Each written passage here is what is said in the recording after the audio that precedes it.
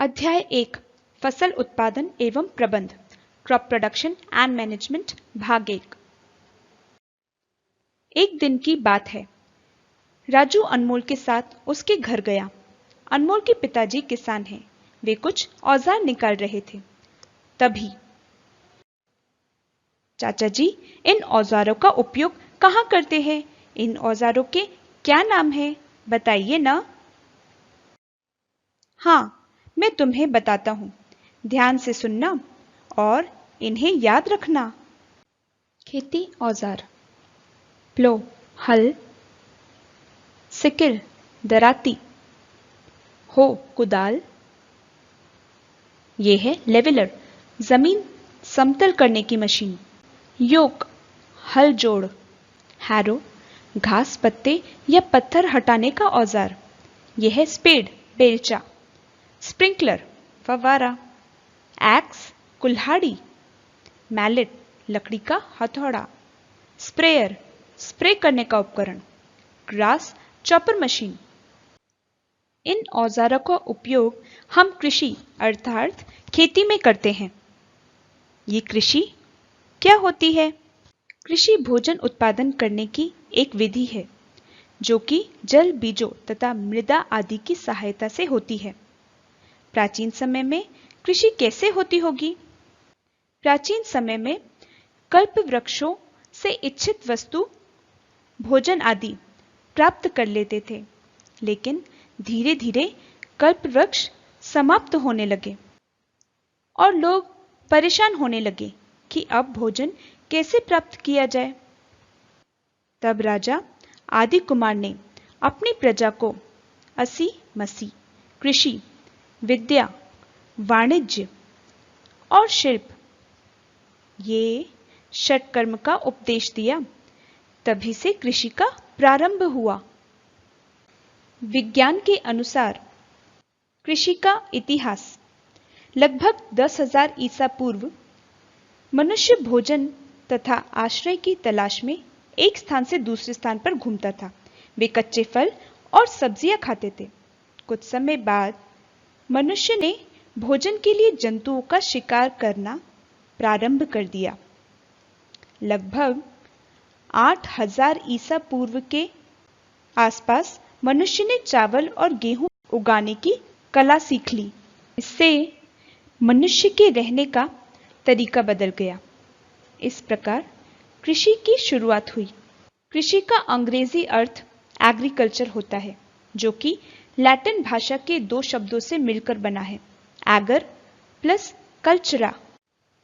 Eager का अर्थ कृषि तथा कल्चरा का अर्थ खेती करना है।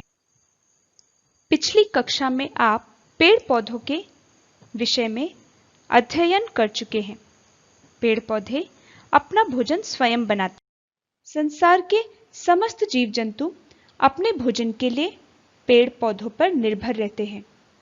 पेड़ पौधों के बिना मनुष्य एवं जंतुओं का जीवित रहना असंभव है। लेकिन हम भोजन क्यों करते हैं? हम भोजन ऊर्जा प्राप्त करने के लिए करते हैं, जिसका उपयोग हम विभिन्न जैविक प्रक्रम जैसे पाचन, श्वसन एवं उत्सर्जन आदि क्रियाओं में करते हैं। क्या हमारे देश में सभी लोगों को पर्याप्त भोजन प्राप्त होता है? सोचिए जरा। इसके लिए भोजन को बड़े स्तर पर उत्पादित किया जाता है, अर्थात एक विशाल जनसंख्या को भोजन प्रदान करने के लिए इसका नियमित उत्पादन, उचित प्रबंधन एवं वितरण आवश्यक है।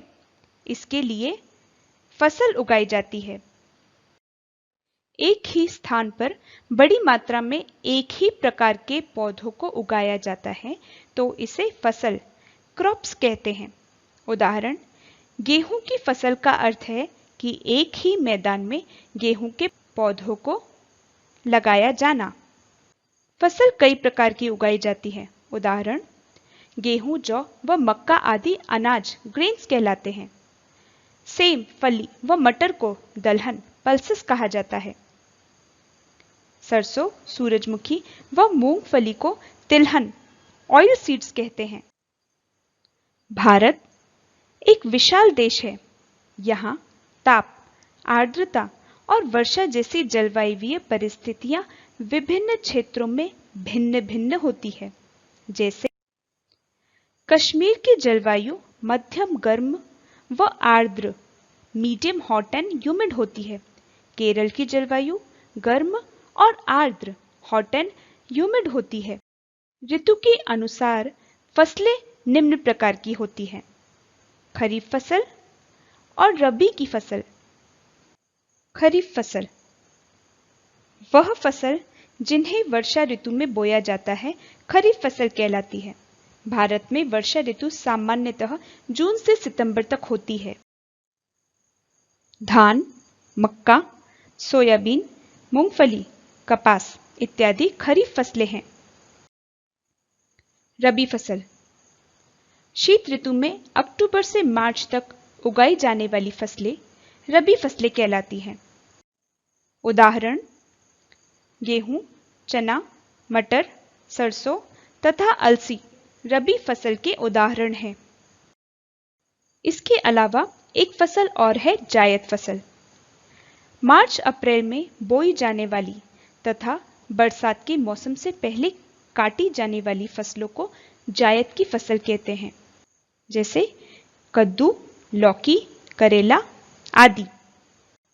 क्या आप जानते हैं, धान की फसल को अत्यधिक जल की आवश्यकता होती है, इसलिए इसे बरसात के मौसम में ही उगाया जाता है, अन्य मौसम में नहीं। आप और अधिक फसलों का पता लगाइए जो भारत में उगाई जाती है। कुछ फसलों के नाम सारणी में दिए गए हैं, इन्हें ध्यान से देखिए।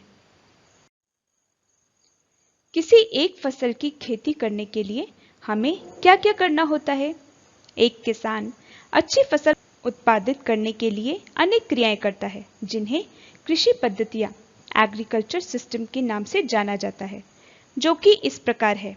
कृषि पद्धतियां: मिट्टी तैयार करना, सॉइल प्रिपरेशन, बुआई, सोइंग, खाद एवं उर्वरक देना, एडिंग मैन्योर एंड फर्टिलाइजर्स, सिंचाई, इरिगेशन, खरपतवार से सुरक्षा, प्रोटेक्शन फ्रॉम वीड्स, कटाई, हार्वेस्टिंग एवं भंडारण, स्टोरेज। मृदा तैयार करना, सॉइल प्रिपरेशन। फसल को उगाने से पहले मृदा तैयार करना पहला चरण है। मृदा तैयार करने के दो मुख्य चरण हैं। पहला, जुताई, प्लोइंग। मिट्टी को पलटना एवं पोला बनाने की प्रक्रिया जुताई कहलाती है। यह कृषि का अत्यंत महत्वपूर्ण कार्य है। यह कार्य हल, कुदाली एवं कल्टीवेटर की सहायता से किया जाता है। प्राचीन काल से ही हल का उपयोग जुताई, खाद, उर्वरक मिलाने आदि क्रियाओं में किया जाता है। हल लकड़ी का या लोहे का होता है, जिसे बैलों की जोड़ी अथवा अन्य पशुओं द्वारा खींचा जाता है। इसमें लोहे की मजबूत तिकोनी पत्ती होती है, जिसे फाल, प्लोशेर कहते हैं।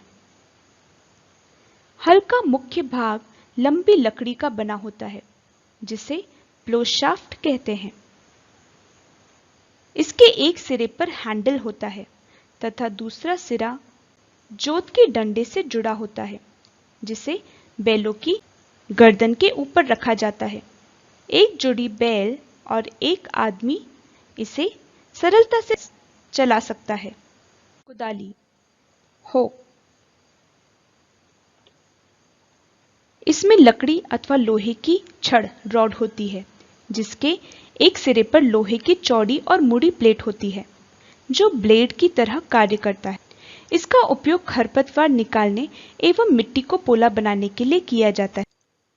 आजकल जुताई का कार्य हल की जगह ट्रैक्टर द्वारा संचालित किया जा रहा है।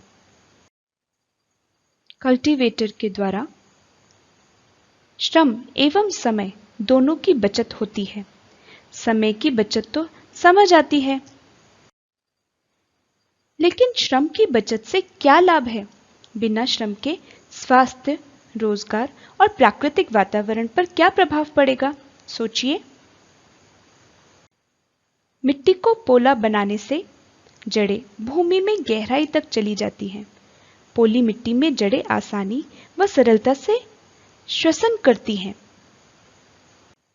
यदि मिट्टी सूखी है तो जुताई से पहले मिट्टी को पानी दिया जाता है, जिससे पोली मिट्टी में पानी गहराई तक जा सके।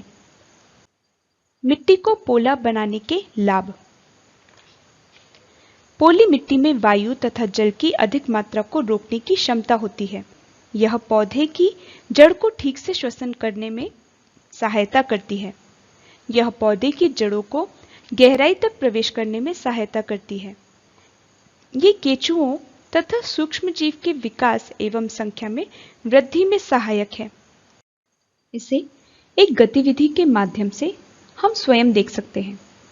2 गमले लीजिए, एक में पोली मिट्टी और दूसरे में जमी हुई मिट्टी भरिए। उनके बीच एक समान लंबाई की लकड़ी लगा दीजिए। अब दोनों में समान मात्रा में पानी डालिए। दोनों लकड़ियों को ध्यान से देखिए। क्या दिखाई देता है? पोली मिट्टी की लकड़ी में पानी ऊपर चढ़ रहा है, जबकि जमी मिट्टी में नहीं। पोली मिट्टी में रहने वाले केंचुओं एवं सूक्ष्म जीवों की वृद्धि करने में सहायक होते हैं। चूंकि आप जानते हैं कि केंचुआ मिट्टी को पोला करने तथा ह्यूमस बनाने में सहायक होते हैं, इसलिए केंचुओं को किसानों का मित्र कहा जाता है। आपने अपनी पिछली कक्षा में पढ़ा है कि मिट्टी में पोषक तत्व होते हैं। पौधों की वृद्धि करने में ऊपरी परत की कुछ सेंटीमीटर की मिट्टी ही सहायक है।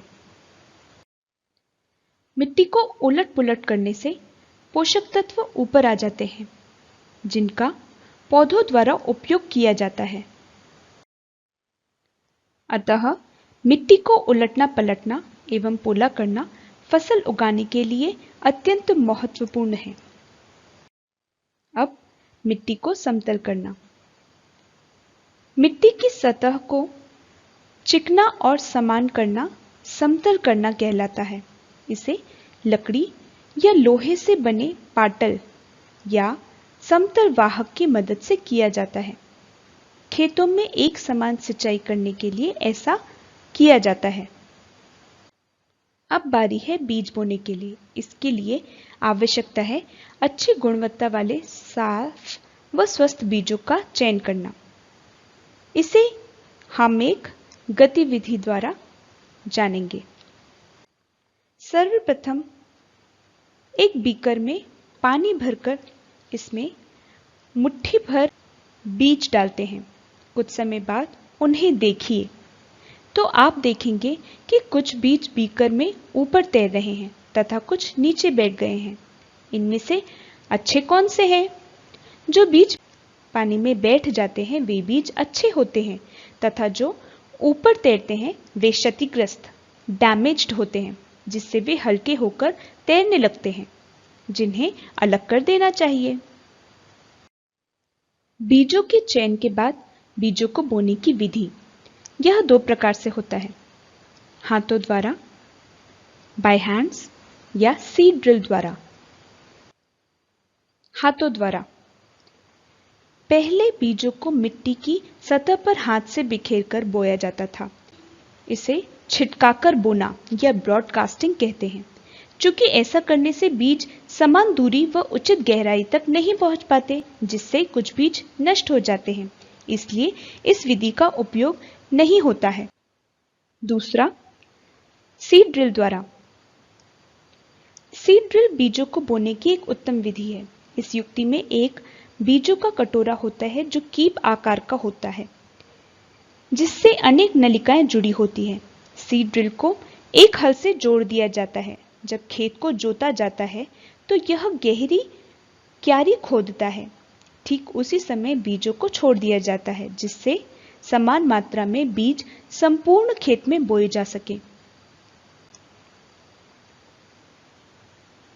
इस विधि द्वारा बीज व्यर्थ नहीं होते और समय व मेहनत दोनों की बचत होती है, इसलिए आजकल इस विधि का उपयोग होता है।